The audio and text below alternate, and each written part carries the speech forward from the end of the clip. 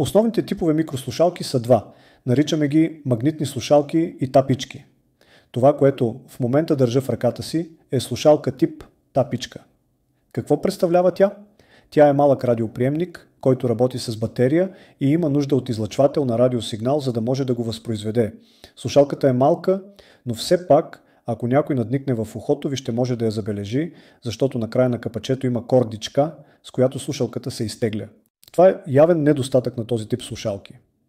Другият проблем с тях е, че понеже имат усилвателче в тях и работят като радиоточки, може да започнете да чувате някой друг, който ползва слушалка на мястото и да стане преплитане на сигнали. Този тип слушалки работят винаги с някакъв предавател, който не е задължително да е кабел, който ви стои на врата, а може да е под различна форма, например кредитна карта или да прилича на кутийка. Най-голямото им предимство е, че са лесни за поставяне и махане, затова и много хора ги предпочитат.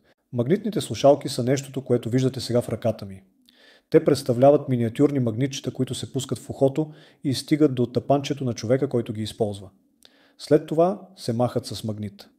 Те също работят с предавател на радиосигнал, който може да е под различна форма, огърлица, очила или нещо друго. Основен недостатък при тях е, че при някои хора се слагат и махат трудно, но пък за сметка на това са напълно невидими.